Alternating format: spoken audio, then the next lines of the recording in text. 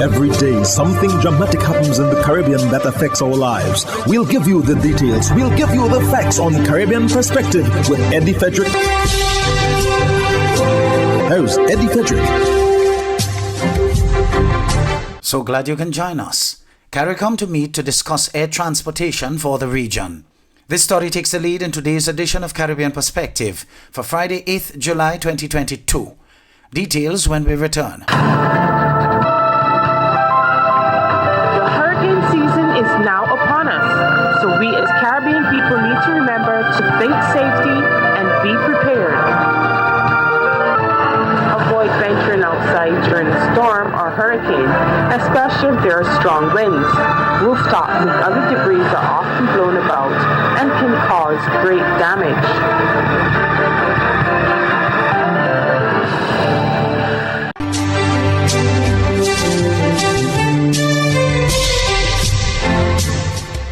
Welcome back. The issue of air transport became a platform item for the recently concluded CARICOM heads meeting in Suriname. In this light, leaders have agreed to meet soon to discuss the issue further. Prime Minister of St. Vincent and the Grenadines, Ralph Gonsalves, is given special responsibility to move this issue forward. More in this Barbados Today news item. CARICOM leaders are set to meet later this month to consider the creation of a regional carrier. Word of this from Prime Minister Dr. Ralph Gonsalves as he addressed the issue of regional air travel at the just concluded CARICOM summit in Suriname. He expressed concern about the decline in regional travel since the demise of LIAT and says heads will be looking for a solution. We are going to address the issue of a regional air carrier of some kind. It may well be the revival of LIAT in some form or the other, but we have to get a consultant in the area of aviation to put the framework together and some numbers as a matter of urgency for us to move on.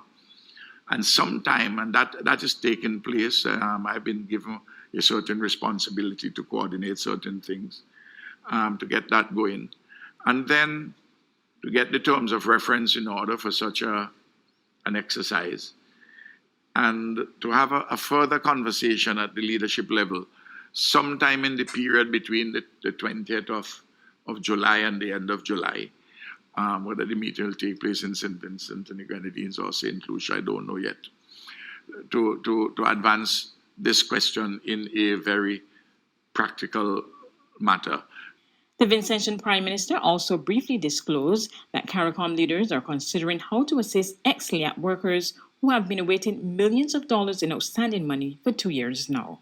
That discussion is inconclusive, matters in which we do not have any particular legal obligation, but there may well be a moral obligation for us to address certain things efficaciously, and we will seek to do so in a coordinated way. Jamaica's Minister of Health, Dr. Christopher Tufton, has announced the country's first confirmed case of monkeypox. The patient is a male who recently traveled from the United Kingdom. He presented to the public health system on July 5th, having arrived on the island some 5 days earlier. The patient has been isolated, having confirmatory tests done, and his close contacts quarantined following contact tracing, which will continue if necessary. The confirmation of this first case has triggered our emergency protocols in line with international health regulations protocols. Among other things, our Emergency Operations Center has been activated. A review of all isolation facilities is to be done to look at the capacity to manage both monkeypox and COVID-19. You're listening to Caribbean Perspective with Eddie Frederick.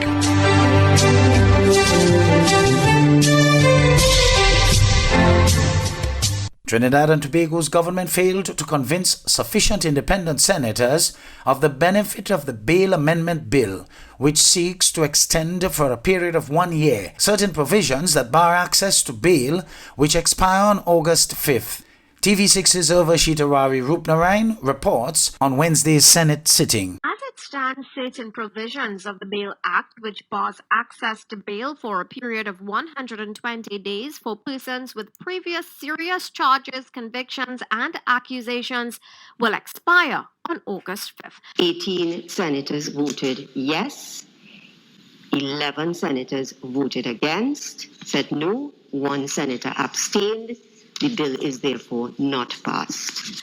The bail amendment bill was not passed in the Senate for want of a special majority.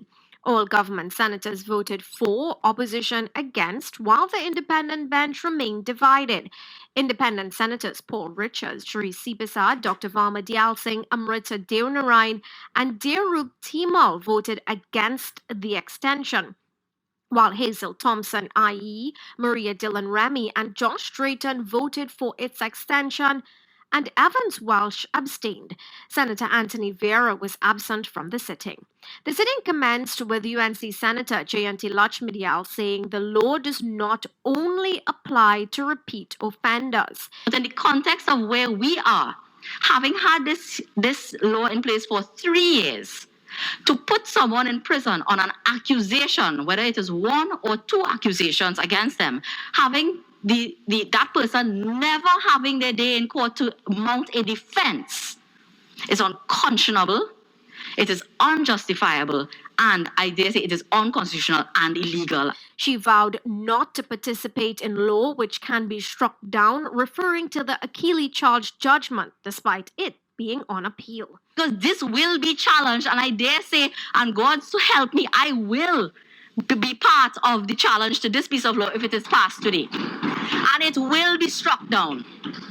Because in light of everything, I don't know if anyone who has come here in support of this piece of legislation today has read and has followed the development of the law from 2019 to now. And with the greatest of respect to Senator Richards, he asked, what has changed in the part of the opposition? What has changed is that the court has ruled on the issue of bail being a judicial function, and it is not Parliament's place to interfere with it.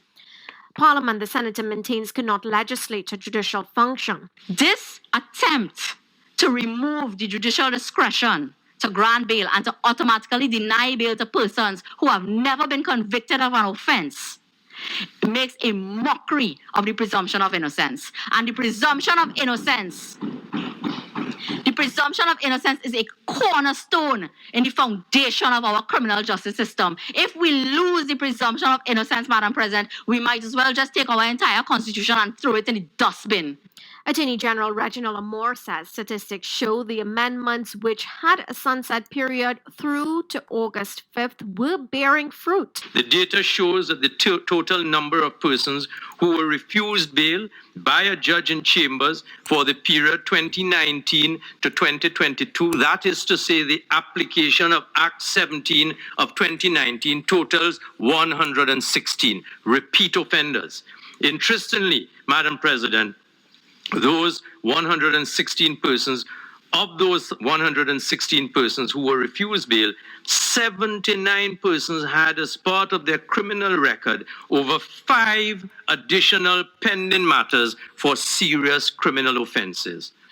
This redounds, he says, to some 68% of those being denied bail using this legislation having 5 or more pending serious matters. That the persons being denied bail before the courts and the persons within this country contributing to the increasing crime rate do, in fact, and as a matter of court record, have a history of criminality.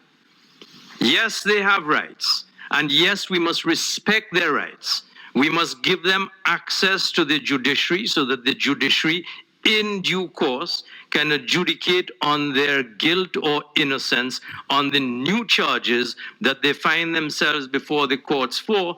But we must give the judiciary in our less than perfect system time to process everything. AG Amor says without the legislation, the country will revert and citizens will be exposed to a dangerous level of criminality.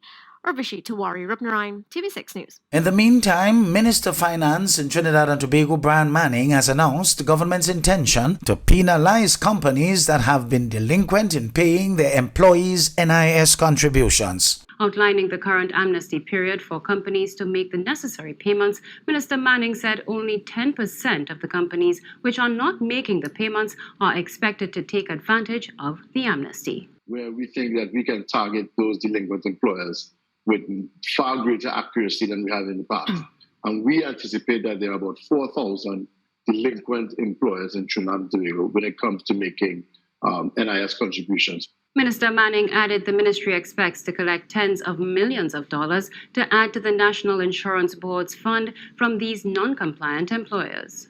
Barbados and Suriname have signed a new agreement to improve cooperation in exploring new economic opportunities. The agreement for a strategic dialogue and cooperation platform was signed during talks at the Presidential Palace in Suriname on Monday night.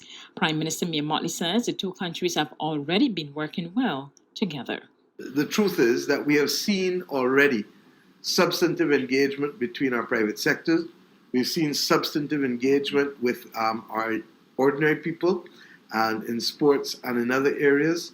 And we are also seeing a very strong and continuous relationship with the government and people of Suriname, because we believe that we have an obligation to work with people in our neighborhood.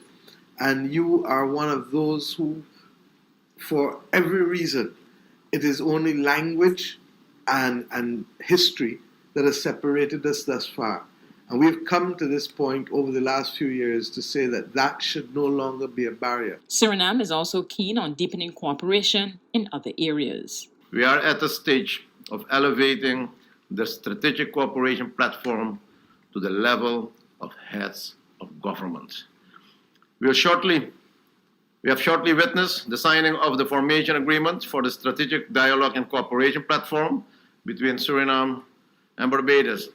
A number of areas have been identified in the framework agreement. Based on our previous discussions, I suggest that we can also explore possibilities for joint work on climate change and climate finance. I look forward to intensified contacts and implementation of what we have agreed to thus far. Conveniently located in the Grand Anne Shopping Center, for over 40 years, Food Fair has provided quality service at affordable prices. Now, grocery shopping is made easier and more convenient from the Food Fair web store. Hey, babe. Listen, I need you to go down to Food Fair to get some groceries. All right, no problem. Right away. Thanks, babe. What are you doing? You're supposed to be going Food Fair to get a grocery, man. I am, but didn't you know you can order your groceries online from the Food Fair web store? Are you serious? Of course. All you have to do is just to log on to www.foodfair.gd with credit card in hand, and with an order of $100 or more, Food Fair Grandans will deliver up to 3 miles away. And you don't even have to worry about your information, you know. Their safety measures are excellent. So hold on. You just order online and Food Fair will deliver to you? Yep. Oh, baby, better hurry up and order, man. I already did. They should be here any minute now. Enjoy easy online shopping anytime from your home or office from the Food Fair web store. Food Fair, where you can fill your baskets without emptying your pockets.